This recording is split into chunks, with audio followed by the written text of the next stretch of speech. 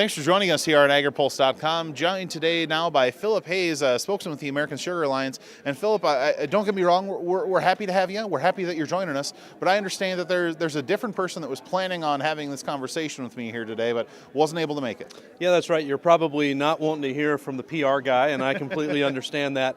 We did have a wonderful grower from Louisiana who was going to make his way here, but got delayed with travel because of inclement weather, so he wasn't able to make it. So what I need everybody to do out there is just close your eyes, pretend like I am a young, really good-looking farmer with a Cajun accent, and it'll have the same effect. And I would try and make a Cajun accent right now, but I don't want to insult the good people of Louisiana any more than absolutely necessary. But Phillip, we're here talking a lot about trade and regulatory policy and things that are really important to American agriculture. So I'll ask you, why is it important for the American Sugar Alliance to have a seat at the table at an event like this? Well, I'll tell you, the representative we were going to have here, his name is Travis Medine, and he wanted to be here very badly because he actually participated in last year's inaugural event, and he participated on a panel of young farmers.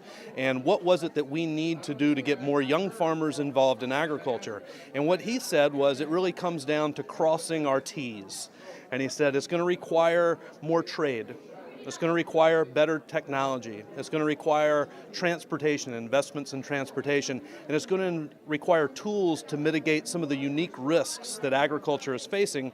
And that's really what we've talked about today, is how do we expand those markets? How do we make sure that trade is both fair and open for U.S. farmers? How do we make sure that we make smart investments in technologies to make sure that we're always on the cutting edge here with American agriculture? And what types of policies do we need in this farm bill and even beyond this farm bill to help growers mitigate the risks that they have, whether that's market risks or weather risks or some of the other unique risks that agriculture faces. Mm-hmm. At events like this, a lot of talk will be about trade and farm bill and things of that nature, and those are going to be really important topics more broadly throughout the agricultural conversation here in the next couple months. As those conversations unfold, what kind of positions and what interests should we expect the American Sugar Alliance to push?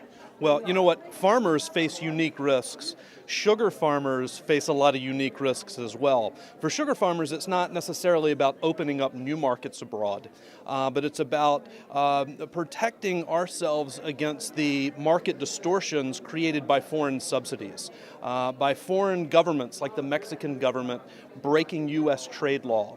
By governments like in Brazil that are investing $2.5 billion a year in subsidies to help their industry gain an OPEC-like stranglehold over the global sugar market. So on the trade front, it's really about making sure that trade is fair and that our farmers are able to compete on a level playing field.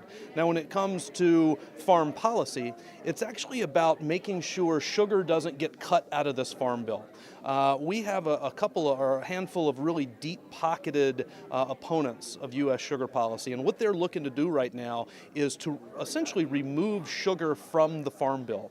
They're looking to exclude sugar producers from policies that are available to other crops, and we're working very hard to protect sugar producers and make sure that we have some very basic risk management tools that help us cope with today's low-price environment and help us cope with the natural disasters that all farmers are facing today. Phillip, appreciate you joining us. Absolutely. Thank you so much.